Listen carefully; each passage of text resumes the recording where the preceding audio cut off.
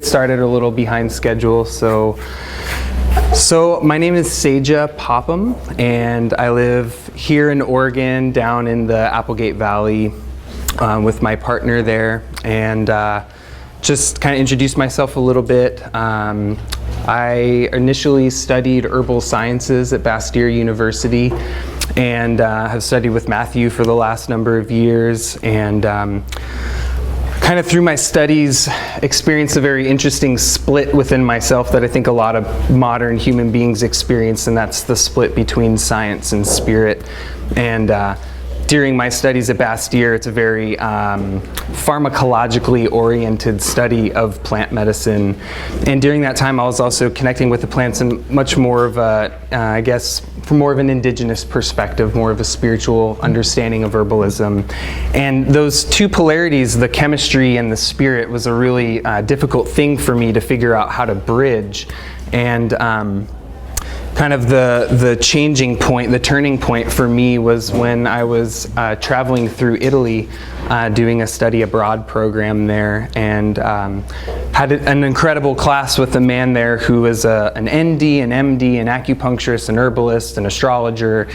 This is like the universal healer, and he was also an alchemist. And so he proceeded to give a 5-hour lecture on alchemy and spagyrics. And that was the turning point for me, because what he did in that talk was he relayed an energetic pattern that adequately and equally reflected the physiological truths of plant medicine as well as the spiritual truths of plant medicine. And so for me, that was the big integration point. And so from there, since then, I have been studying the alchemical tradition in a lot of depth, and which is a very big piece of the premise of this conference of Renaissance medicine. There's a blue water bottle right there. Would someone please bring that to me? Thank you. I've got a bunch of cords here. Thanks. So the title of my class is loosely titled Alchemy, Spagyrics, and Initiatic Medicine. And I'm really glad we had that little introductory piece there. I've been thinking a lot about what I wanted to. Has anybody here seen me lecture before? At like the Portland Plant Conference? Okay, decent amount. So I wanted to share something a little different. I kind of have a normal lecture that I give on alchemy and spagyrics at a lot of herb conferences, and I wanted to share something a little bit different this weekend, just because this is a really unique conference and I wanted to bring something new to the table. So the premise of the talk that I'd like to share today is really what alchemy has to offer herbalism, and the way that astrology is the main pattern or the main tool that the alchemists used for plant classification, diagnostics, but also the preparation of plants, which is where we get into spagyrics. And this stuff is, I really nerd out on all of this. It's really interesting to me, and so hopefully I can pass on a little bit of that nerdiness to you. So yeah, I'm wanting to just share a little bit of a perspective. And Judith mentioned something in the opening lecture about virtue. And that's something I wanted to mention. In alchemy, they say there's three pillars of hermetics. The first is natura sophia, and that's the wisdom of nature, the light of nature. Directly perceiving the intelligence of nature is the root of all of this wisdom. And I think anyone that's studied alchemy or astrology, it can get pretty heady. It can get really intellectual. And I love that first premise is rooted in that intelligence of nature. And so one thing I always am reminding myself and reminding people that study with me is that whenever we get like really caught up in the mind or confused or overwhelmed by all this information, it's like return to the plants, return to the forest, because that's ultimately where all of this information came from. So ancient people from all around the world have been following this light of nature, the wisdom of nature, and through that following of the light of nature, they saw a certain pattern, right? And we see these patterns pop up in different cultures around the world, and I'm going to talk about those patterns a little bit more. From a Hermetic perspective, Hermetics is essentially the Western spiritual tradition. They call it the yoga of the West. And the two primary patterns associated with alchemy is the Kabbalah and astrology. which is their main pattern for studying the wisdom of nature.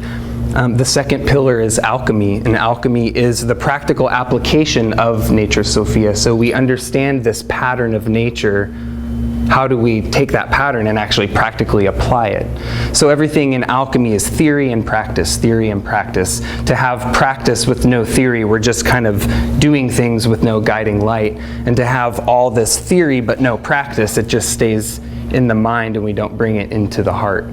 And so alchemy is understanding this pattern of nature and practically applying it to botanical consciousness and mineral and metallic consciousness to create a living medicine that not only heals us physiologically, but also psychologically and emotionally, and also initiates us spiritually. So, alchemy, the whole premise of it is consciously assisted evolution, that what you're doing in the laboratory is a microcosmic reflection of what nature does, and you're taking a plant or a mineral or a metal and you're actually evolving it to a higher vibration or to a greater state of consciousness, so that when you ingest that medicine, it's like a feedback loop, and then the consciousness of that mineral, that metal, or that plant initiates us into a higher level of awareness. And then the third pillar is virtue. And I think virtue is a really important thing because it speaks to integrity and the integrity of this knowledge, because these things can be used in very good, beautiful ways and really not good, beautiful ways. And so the virtue really speaks to really being a good human being and the ethics of being a healer, and the responsibility of that. So yeah, thank you for mentioning that, Judith. That was a really good piece there. So just a little bit about just a very brief history of herbalism. This is kind of my understanding of it, and I think if we look back to the beginning of time and we observe the relationship that human beings have to plants, we can see some very distinct phases in that relationship. And I kind of categorize it into three general phases. The first is indigenous herbalism. And this is the initial relationships between humans and plants based off of heart-centered communication with plant consciousness and their electromagnetic frequencies, learning about the plants from the plants themselves. And this is a very spiritually oriented practice. These are the great shamanic traditions of the world. And we see consciousness primarily being located in the heart. These are oral traditions. It wasn't written down. It wasn't a very intellectualized system.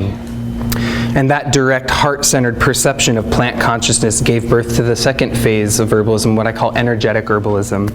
And these are the major herbal traditions that we see around the world: the Chinese medicine, Tibetan medicine, Ayurvedic medicine, Galenic medicine, all the Unani Tib traditions, all of the different kind of set systems.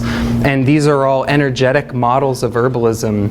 And when I say energetic, I'm not speaking of kind of some out there esoteric spiritual thing. It's actually very grounded and very physiologically oriented, and those energetic patterns are really seeing the subtle influences that impact physiology, and that's a balance of the heart and the mind. And so we see the mind coming more into play with these types of traditions of herbalism. And then from there, of course, we now have the modern biomedical model, which is strictly mind-oriented, analytical. Plants have their actions based on pharmacologically active constituents that interact with our biochemistry, and that's how it works. So we see three different perspectives, three different ways of looking at the way in which plants heal us, from a just spiritual level to an energetic model to a biochemical model. And to me, I think we are at this time at a new phase in herbalism, and it's what I call evolutionary herbalism, that we're able to take all of that and put it together and have a truly holistic model that can focus on the soul and on the spirit, but we can also talk chemistry at the same time. And so in that way, we have a universal approach to understanding plants and their virtues and how they impact us. So one of the things that I noticed in my studies of herbalism, in terms of Western herbalism, and I think this is why we see a strong pull to Eastern traditions, is that a lot of the Eastern traditions of medicine have a metaphysical backdrop. They have a cosmology, they have a relationship to a spiritual truth, because their system of medicine and their system of spirituality was completely interwoven.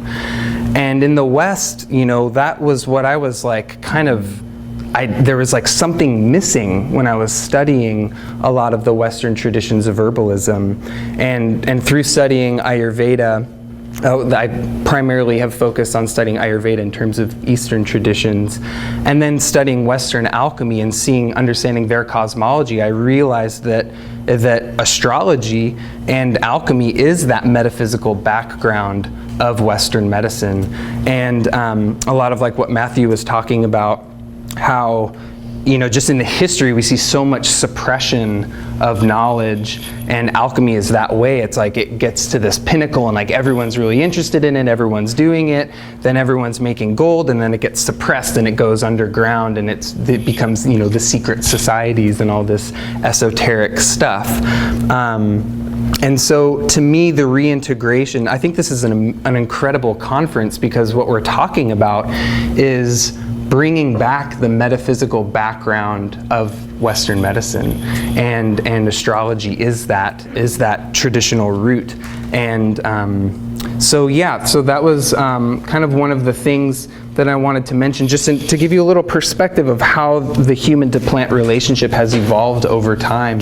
And I think we're at a really potent phase in that evolutionary process, and can be taking it to the next level. So astrology is this metaphysical link that we have in the West. And so when we see in energetic herbalism, we see certain patterns arise in their different cosmologies and ways of understanding plants. So for example, in Ayurveda, we have a primary pattern of the 3 doshas. People familiar with the 3 doshas of Ayurveda? So we have Vata, Pitta, and Kapha. So we see their whole system of medicine revolves around the triune pattern. So their system of plant classification, herbal actions, diagnostics, therapeutics, everything revolves around these 3 doshas. In Chinese medicine, we see the 5 elements. Of course, they have a slightly different, they have the metal and wood, which is a little different from the Western tradition. But their whole system revolves around the 5 elements, right? For example, in Matthew's work, when he talks about the physiomedicalists and the 6 tissue states, that's an elemental model as well. Even though there's 6, there's 2 delineations of water, so there's damp stagnation and damp relaxation, but it's still an elemental model. So point being, when we look around the world, we see a particular focus on an energetic lens, right? These are like lenses that you can divide creation into in order to give it a pattern, give it a framework to work in. The beauty of astrology is that it weaves together all of these patterns. So in astrology, we have the 3 modes, 4 elements. I like 5 elements, but 4 for practical purposes. And now, so I'm going to be talking about the 7 planets. I'm not denying the existence of the 3 outer planets, but from an alchemical perspective, 7 is considered the harmonic of nature. Everything in nature exists according to a pattern of 7. So the visible light spectrum is 7, the auditory, 7 notes on the musical scale. 7 is the primary pattern. And really, to me, the 3 outer planets are just celestial reflections of the threefold pattern there. So what we see in astrology is these 3 energetic patterns being woven together. And of course, when we combine 3 modes and 4 elements, we get the 12 signs and houses, which these are our major building blocks of astrology. And so I'll also mention the 3 modes are cardinal, fixed. I want to do mutable here, actually. Mutable and fixed. These correspond in Ayurveda to Pitta, Vata, Kapha, and in alchemy they call these sulfur, mercury, and salt. Everywhere we look around the world, we see this triune pattern, and they're ultimately saying the exact same things. They're just using different words and showing different layers of correspondence. This is sulfur, this is mercury, and this is salt. Okay? And of course, the 5 elements, we have earth, water, air, fire, and the quintessence. And then, of course, we have our 7 planets, the sun, the moon, Mars, Venus, Jupiter, Saturn, and Mercury. So this is the basic building blocks of creation. And what I love about the astrological tool is that it is the most refined and precise energetic pattern because it's weaving together all of them. So you can get very specific. If we take all of creation and divide it into 3 layers, it's like if we divide this room into 3 groups, right? It's pretty general. But if we divide it into 5, it gets a little bit more specific. If we divide it into 7, it gets even more specific. So the more divisions you have, the more precise your system is, and the more targeted your medicine ultimately is. And so the whole aspect of alchemy is based on understanding these correspondences of these 3 layers. I call it energetic architecture. Right, so this is the energetic architecture of life, and we can understand the correspondences between the 3 modes, the elements, and the planets in people and in plants. And so the whole dynamic of alchemy is deciphering these forces as they exist within a plant. And so that can be done through various ways, through studying the habitat of the plant, the morphology, its shape, its structure, its texture, its seasonal cycle, its organ affinities, its taste, its constituents, its energetics, how it impacts our organs, our systems, our tissues. These are all ways you can decipher what forces. Now, typically they use the word rulership. I don't really like the word rulership.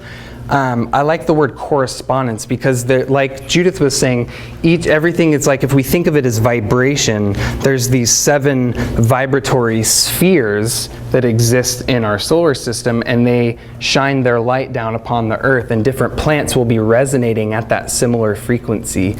And so when we work with that plant, we're actually connecting to this energetic architecture within the plant.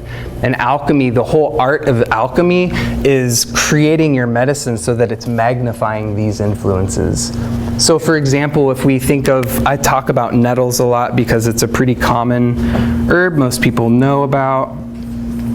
If we think about nettle, its traditional correspondence planetarily is with Mars. So nettle is full of iron, our blood is full of iron.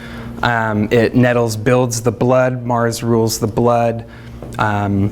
If you look at nettle, it's sharp and serrated leaf margins with these formic acid crystals. It's kind of intense and like sharp and intense. And when you touch it, it stings you, it's sharp, it's hot, it creates inflammation. Mars corresponds to inflammation. Interestingly enough, when you ingest nettle internally, it's anti-inflammatory, but topically it's inflammatory. So we see this interesting polarity in the way that nettle corresponds to Mars, right? But one thing that really bothered me, and this is one of the things about correspondence, is that plants are so complex, is that the totality of Urtica isn't really summarized by Mars, right? So I was like, okay, I get all the Mars, the iron, blood, inflammation. It grows at springtime, Aries season, and Aries rules the head. And in Mars inflammation, that's why it's so good for hay fever, and that's why it grows during this time. But nettle is also a kidney remedy, and working on the kidneys and the urinary tract. It's a very powerful diuretic. And Mars doesn't necessarily rule the kidneys per se, it's more the adrenals. And so I was thinking, oh, well, what about these other 2 layers of correspondence? And so I realized that it's ruled by Mars, but it also has a water quality because it's working on the kidneys and the urinary tract. And then I was thinking about nettle more, and I was like, oh, but it's also a food. It's nutritive. It's like full of minerals and protein, and it builds the structure of the body. And I was like, well, that doesn't really take any of that into consideration. And I started thinking about the 3 principles, and I realized that it has a salt correspondence, or fixed. And so those 3 layers of energetics, the mode, the element, and the planet, this gives us a whole picture of Urtica. Does this make sense? So it's more all-encompassing, and that's just something that really bothered me for a long time about astrological correspondences. And I think the turning point for me was when I was reading Culpepper's Herbal, and I was doing some work with Mullen at the time. And classically, Mullen is ruled by Saturn, right? And Saturn is the bones and the teeth and structure and all those kind of minerals and the more condensed dynamics of the body. And Mullen is primarily used as a respiratory tract remedy. And I was like, I was like, well, Saturn doesn't rule the respiratory system. I was like, well, what's up with that? And then I started playing with this. I was like, oh, well, maybe Saturn is its planet and it has an air element correspondence, which will bring it into the lungs. And so I've been working with this 3-fold layer of correspondence with plants, and I've been really kind of astonished at how precise it can get, not only at describing the plant, but describing the person in which it's good for. And Judith also mentioned that, the dynamic of sympathy and antipathy, of whether something is an opposing quality or a similar quality. So nettle is sympathetic to Mars, right? It has a similarity to it. It's like Mars. And interestingly enough, it's also antipathetic to Mars because it treats Mars diseases in the body, heat and inflammation and adrenal excess and all of these other things. The other interesting thing about Urtica is that the root is used for the prostate, male reproductive system, also ruled by Mars, and the seeds also restore the kidneys, and the adrenals, also ruled by Mars and the water element. So that's kind of the basic tenet behind the doctrine of correspondence, and which essentially states that everything in creation is in relationship. Nothing is in isolation. Everything is interwoven and interconnected. And that when we understand that our grasp of meaning is deepened when we understand greater patterns of relationship. Right, so if I just study Urtica based on its own accord, I can only get so much information. But when we understand its correspondences to these overarching spirits, really, like these are the overseers of creation. These are living beings. They're not just psychological concepts, right? These are actual, I consider them spirits or entities. And so when we understand the plants in that way, to me, it's not so much, for me, it's not so much when I work with nettle, it's like connecting to Mars. It's literally that Urtica is a channel for these influences. And the whole premise of alchemy and Spagyrics is that when you're working with a Spagyric preparation of Urtica, you're actually building a channel between your own energetic architecture and these overarching influences in nature.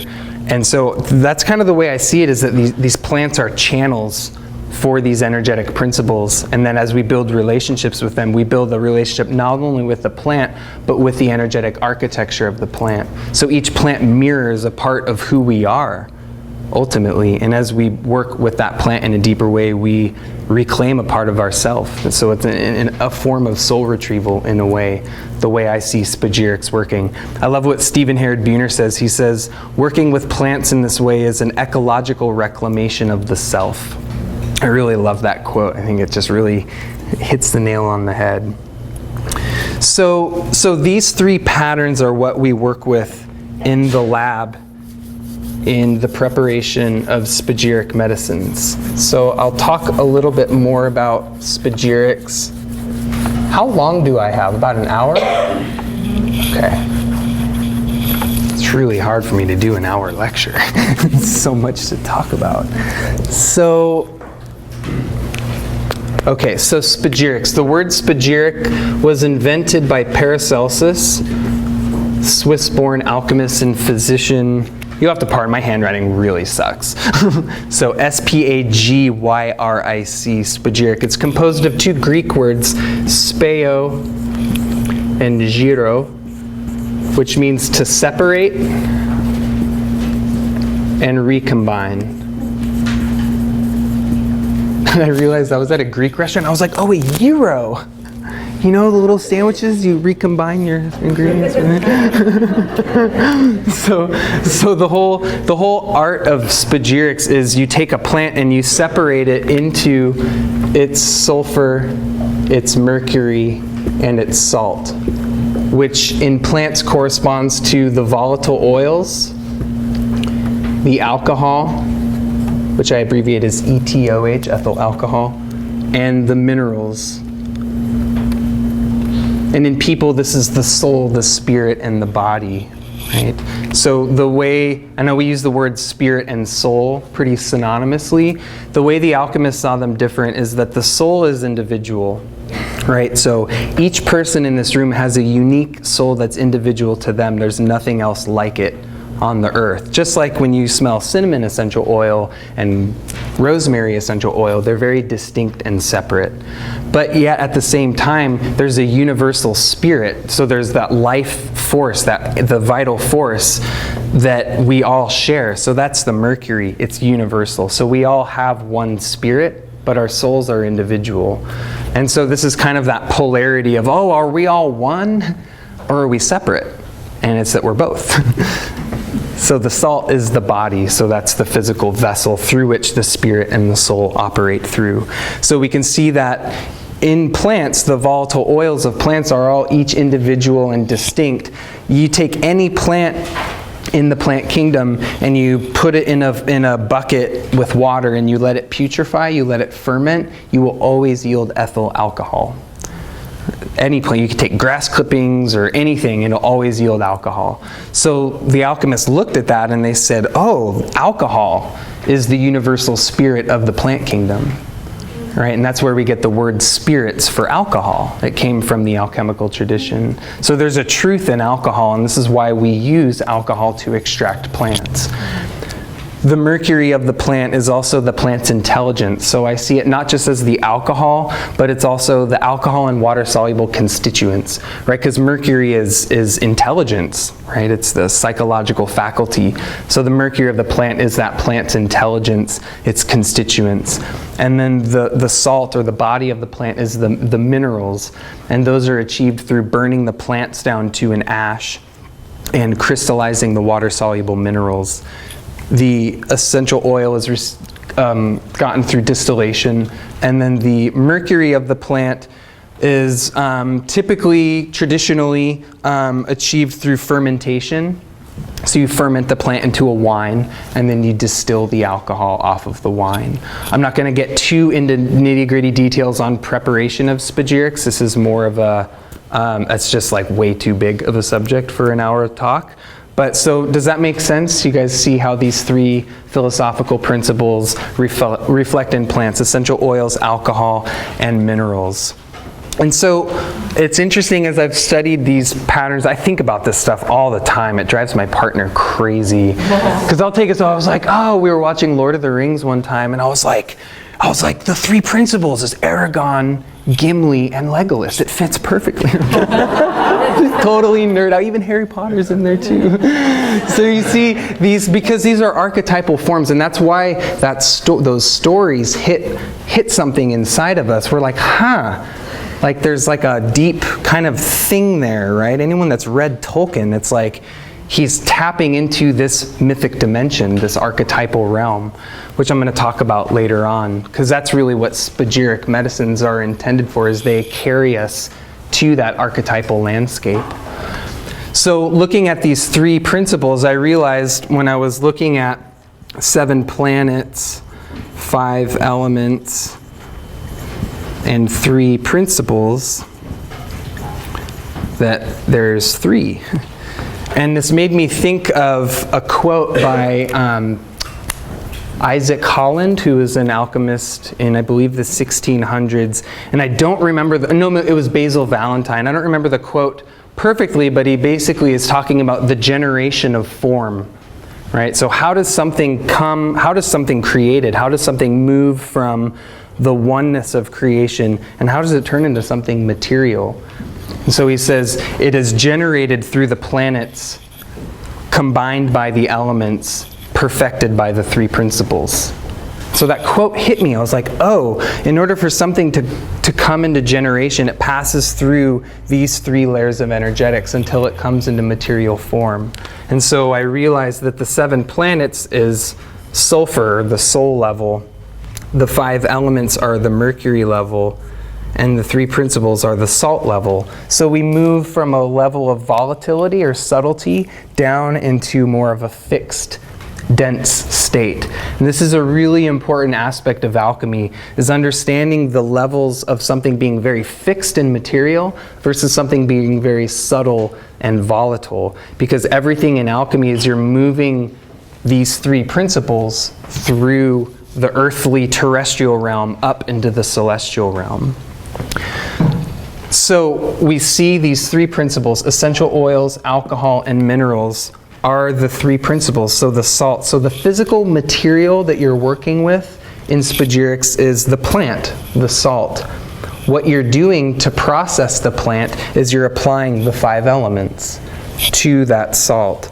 So for example, with distillation, we have this very crude distillation apparatus. So you have your plant material in there. That's the earth. You have water in there. That's water. You apply fire. You're applying heat. And it ascends up into the air. So you're passing this, you're using the elements to take the plant up into the planets. Does that make sense? So the only way something physical, something in the 3 principles, the domain of the 3 principles, the only way it can reach up into the planets is through mediation of mercury or of the elements. This is all the alchemy is. And so you take the fire and the water and you carry this plant up into what they consider the celestial realm. Is this making sense? Okay, so if you have we'll take nettle for example. So nettle is ruled by Mars. So here we have a physical being that reflects a celestial quality. So what we want to do in alchemy is you want to concentrate that celestial influence into the medicine. As Paracelsus has this great quote where he says, the stars complete the work of the physician. And I really love that quote. So he says, your medicine must be prepared in the stars, and the stars become your medicine. And so the whole dynamic of alchemy is that you're lining things up. You're understanding that invisible ecology and how it's influencing space and time and matter.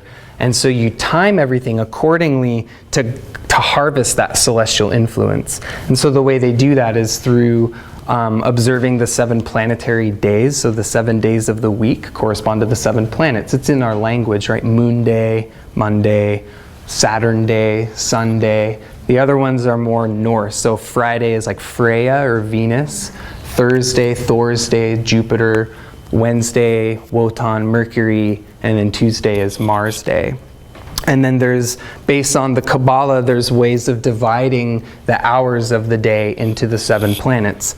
So when you're doing this distillation, say you have nettle in here, nettle's ruled by Mars, this is considered a microcosm of the universe.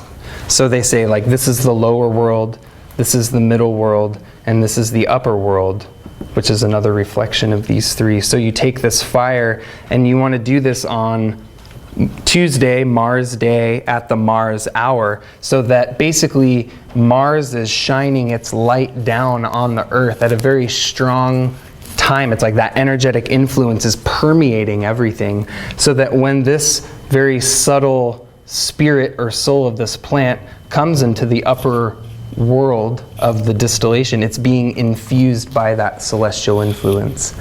Does that make sense? So the whole thing with alchemy and spagyrics is that you're catching stars, you're catching these celestial energies, and that when you then ingest that medicine, it's going to target those same corresponding dynamics within our nature, physiologically, psychologically, and spiritually. So that's kind of the premise of alchemy in one sense. One thing I want to mention too is that biodynamic agriculture is essentially the same philosophy, the same pattern as alchemy, but applied to agriculture. So Rudolf Steiner was really tapped into all of this esoteric knowledge. And to me, and this is the direction that I'm moving in my work, is really studying the biodynamics so that all the plants are grown in accordance with these same principles, so that from root to harvest to spagyric preparation, that planetary influence is being anchored into the medicine. And so this is a different perspective on herbalism, because it's more focused on the initiatic virtues of the plants, which I am going to talk about shortly. Okay, so did that make sense? Okay, so this is some of the ways that the alchemists practically applied the understanding of these energetic patterns. So they look at the plant, they understand what forces are impressing themselves upon it, and then they harvest and prepare that medicine in a way that's concentrating those influences, so that when you take it, it's going to go right directly to those parts of our own being as well. That'd be awesome. Yeah, my fingers are turning purple. Thanks. Sure.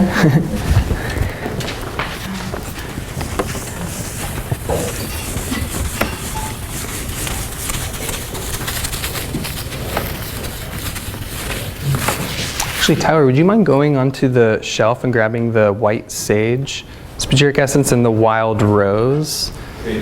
Yeah, we'll pass around some spagyrics for you guys all to taste. Yeah. I have a question about taking metals, for example. So when ingesting it or using it or dosing yourself, would it be advised to take it on a Tuesday at a Martian hour? Yes. Yeah, and that is the way you classically work with. The first works that you do in alchemy are what they call the 7 basics, so 7 preparations for each of the planets, and you ingest those medicines at the planetary day and planetary hour of that influence, so you're building that bridge. You can just crack them and pass them around. So I'm going to send some spagyric essences around just so you guys can taste. They're very different types of preparations, so you just put a couple drops on your hand. Oh, do the little green bottles. Yeah, those ones those are a little different. So just put a couple drops on your hand and lick it off. It's really safe herbs, just white sage and wild rose, my 2 favorites. So yeah, the whole thing, thank you for that. And that kind of segues into the initiatic component of alchemy, because I'll get to it. Yeah, I'll get to it. So an interesting dynamic of alchemy is its relationship to the Kabbalah. And Judith was mentioning the potency of the Judaic tradition and how they carried their medicine and their understanding. And the Kabbalah is one of the sacred books that essentially is a mystical interpretation of the Torah. So there's, the Torah, the Old Testament, the Talmud, which is more of an intellectual, rational interpretation, and then there's the Kabbalah, which is a mystical interpretation. And the Kabbalah has been adapted by Western esoteric and mystery traditions, Western magic, essentially, and they use the Kabbalah as a tool for that. But the Kabbalah is based off of the elements, the planets, and the 3 principles, as is the Tarot. So when you have a planetary, elemental, and principal rulerships of a plant, that then gives you a key to seeing where on the Kabbalistic tree of life, or where on what archetypes of the Tarot would actually correspond to that plant. And through working with this system of energetics, I've seen that it's actually quite accurate. I've been working with the Tarot for a number of years and have found that the correspondences between the plant. Like for example, when I was working with nettle or devil's club, very strong to me, very strong Mars plant, and the correspondences took me to the emperor, and the emperor is this quality of leadership and personal power and like the solar plexus and the fire and like all these things that Oplopanix works on. I was like, oh wow, like that's spot on.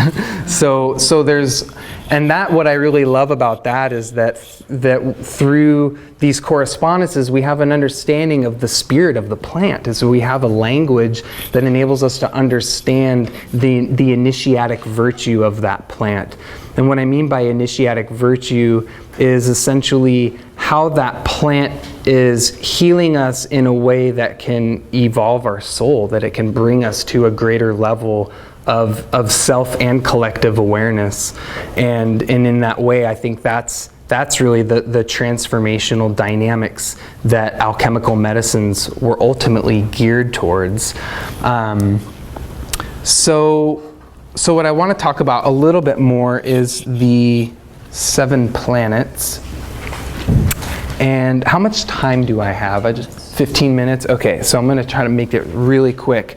But so the 7 planets were the primary pattern that the alchemists used to understand the human constitution as well as plants. And ultimately, when you are working with the Spagyric medicine, you're, like we were saying, building this bridge between yourself and that planet and healing all of the patterns that are preventing us from embodying that astral force in a healthy way. So we look at the spheres of the planets. So we start with the sun is our heart, it's our core, and I'm just going to draw them all here actually. So this is kind of the order of the planets. We have sun, and then Mercury is directly outside the sun, Venus, and we have the Earth, and we have the moon,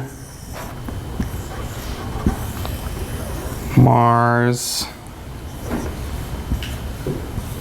Jupiter running out of space, and Saturn. So again, I'm only working with the 7 for simplicity's sake. So these, they're seen as the 7 layers of the self. So the planets represent psychic functions. It's like everybody has these planets within us and their reflections within us. So we all have an inner sun. We all have that core of our being. That's why the sun is our heart. It's our core essential nature and our soul. Mercury, it's our intellectual faculty. It's the way our mind works. It's the way we rationally think through things. We all have a moon, our feeling sense, our intuition. So these are all 7 layers of the self, and we each, based on our chart, have a very unique composition of these forces based on their relationship to the elements and the principles or the modes, right, which combine to form the signs and the houses. So as you're working with Spagyric remedies, ultimately what you're doing is you're activating that part of your inner sky, right? So you're feeding and watering that part of yourself and building a relationship with it and having a medicine guide you through that rite of passage.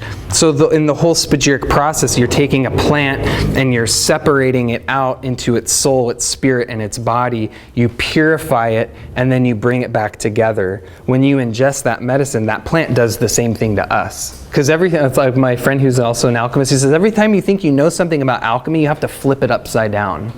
So everything you do to that plant externally in the lab, you ingest it, that plant does it to you. So it separates you out. It separates what the true from the false. And it recombines you back together into your truth. It's bringing back a part of your true self.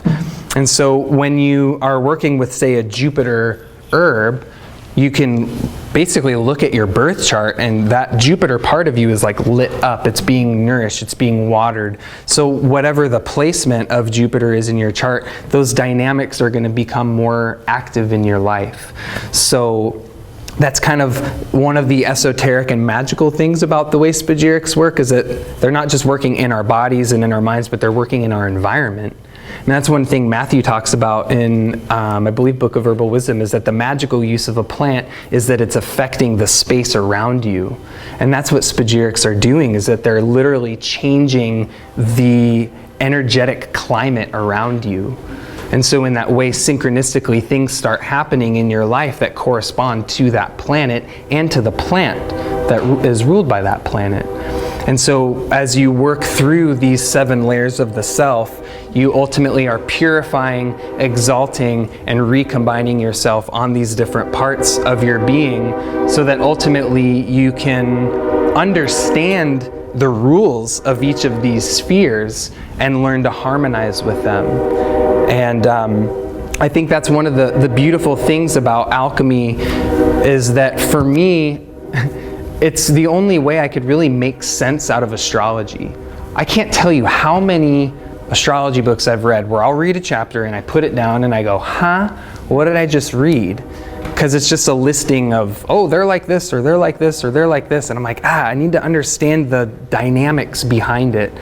And for me, alchemy and herbalism made understanding astrology so much more easy, because I was like, oh, nettle, like, okay, that is Mars. You know, it's like I understand it so much more, and then I ingest it, and now I can feel that planet inside of me. So it became more tangible, it became more real. And conversely, I think for astrologers, herbalism can be a great tool, because it grounds those kind of some of the heady stuff down into the earth. And then for herbalists, I think it's really great because astrology gives us a higher perspective of our medicines, right? We're able to see, you know, when we're working with just an elemental model or a dosha model, we're kind of down here in that terrestrial realm, looking at it right here. But when we take that astrological perspective, we're now looking at this plant from the sky. And so now we have a different perspective. We have more of a soul-centered perspective on the plants. And I think that's so much of what so many of us are seeking, is like really to understand what these medicines are doing and what their character is and what their quality is. For me, it's just to know its constituents and what kind of diseases it works on. It's good, but it's like, these are living beings. I want to understand them in a much deeper way. And just for myself, this system has been a really profound way for deepening my own personal understanding of plants and their healing and initiatic virtues. So yeah, okay, I talked about that. So the medicines ultimately guide us through a rite of passage, through an initiation. So as those plants are purified in the lab and recombined, they do the same thing within us, and that is ultimately what is initiating us to higher levels of understanding and embodiment too. So to me, as I've worked with Spagyrics over time, it's almost like software. It's like we have our consciousness, and each plant is like a different kind of software that you install into your energetic architecture, and it becomes a part of you. Those plants are alive, living inside of you, and they're your allies, they're your spirit guides, they're your friends, they're your helpers, right? And so we build this living inner spiritual ecology. I call it the inner forest. And it's like every morning I sit and I tend to and I water those plants inside of myself through these Spagyric medicines. And I think it's a really profound tradition that has been lost, and I think it's coming back in a really big way at this time. And I think the synergy that herbalism has a lot to offer alchemy, and being in alchemical circles is very interesting. It goes into a lot of interesting places, and I think herbalism really can ground it and return alchemy to a system of medicine, which was originally its intention, is a healing way. And conversely, I think alchemy has a lot to offer herbalism too, this whole new perspective of understanding the souls of plants and how to create these profound living medicines inside of us. So, and ultimately this is healing the astral body. So thinking of like the chakra system and the nadhis of Ayurveda, all the subtle channels and the meridians and the points, that's really where spagyric medicines are working, clearing those blockages that reflect into psychological and emotional patternings, but clearing them energetically. And in that clearing, you're creating a space for a new pattern to be sown into us, so that that new pattern sprouts and grows inside of us, and we have a new perspective, essentially. So I think I am pretty much out of time. I do have all the spagyrics that I prepare out there on the table. I'll be there on the breaks and lunch and things. Feel free to come and chat and sample some stuff, try things. Everybody get to taste? Oh, okay, well, we'll come over there and I'll give you samples of things. I also wanted to mention I'm currently doing a 12-month subscription program called Botanical Constellations, based on the 12 signs of the zodiac. And it's going to be a monthly kind of online course where I'll be sending you a video and some audio downloads and a lot of information there. I'm going to be closing it down when we move into Taurus, so around April 20th I'm going to be closing it down. So if any of you are interested in that, feel free to come and chat with me there. And I'm going to be sending a spagyric each month too that lines up with the sign that we'll be studying. It's $47 a month. Some of the spagyrics I'll be sending are usually $65, so it's a pretty killer deal. So if any of you are interested in that, feel free to ask. Can you get CEUs? Pardon? Can you get CEUs? No, it's not accredited in any way. Yeah, does anybody have any questions about anything? It's hard for me to just lecture for an hour. I've got like so much. It was kind of brief, but. Really quick, you could mention how the outer planets, you're saying they corresponded to the three modes? Yeah, well, so I think of the outer planets as being celestial reflections of the three principles. So they're also octaves. So Pluto's considered a higher octave of Mars, Neptune a higher octave of Venus, Uranus a higher octave of Mercury.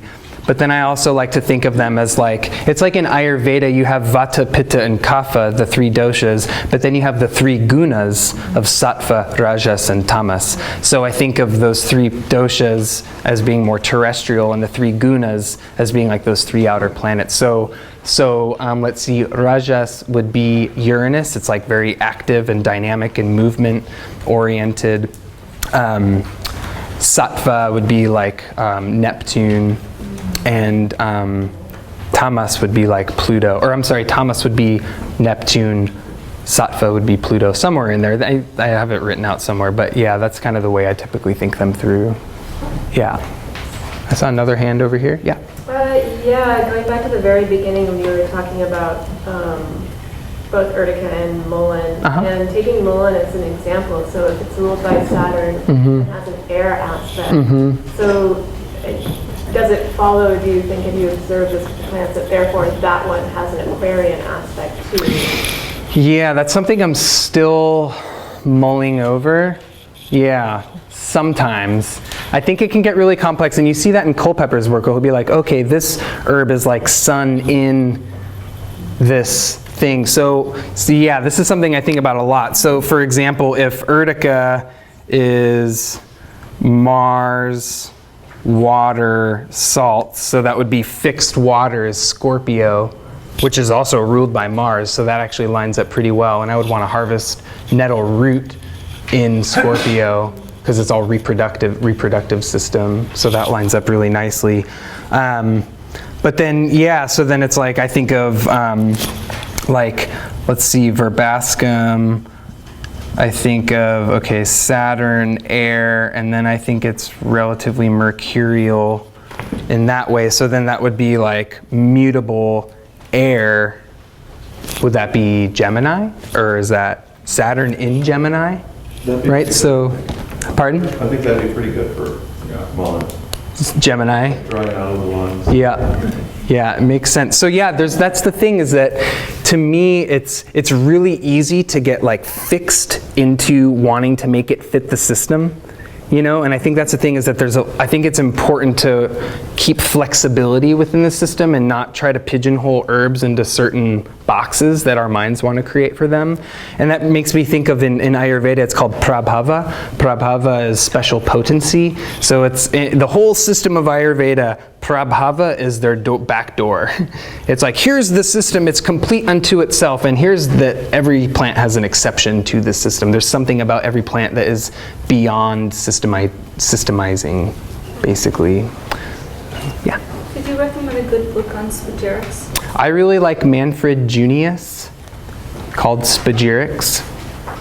And then my teacher has written 2 books. One's called Real Alchemy. The other is called The Way of the Crucible. His name is Robert Bartlett. He's up in Marysville, Washington. Highly recommended if anyone is interested. Oh, sure. If you can read my writing. It's called Real Alchemy.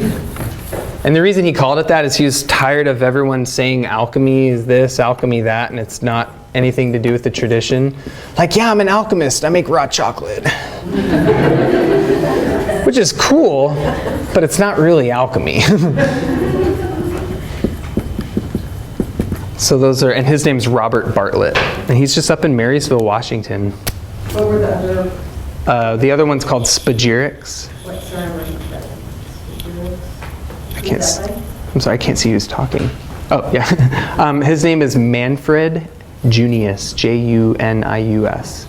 Sometimes you can find older versions of that book called Plant Alchemy, but I think Spagyrics is an updated version, or maybe they just changed the name. Yeah.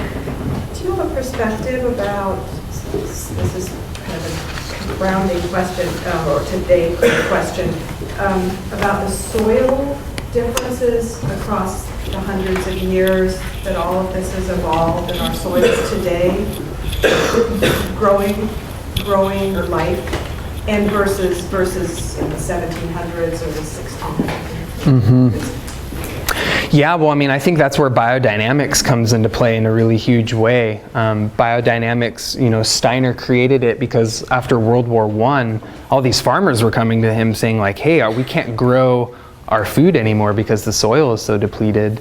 And so there's a lot of methods in there to really regenerate the soil, and yeah, it definitely impacts things. I am out of time, so if anybody has any more questions, feel free to come see me at my booth. Thank you all so much. Yeah.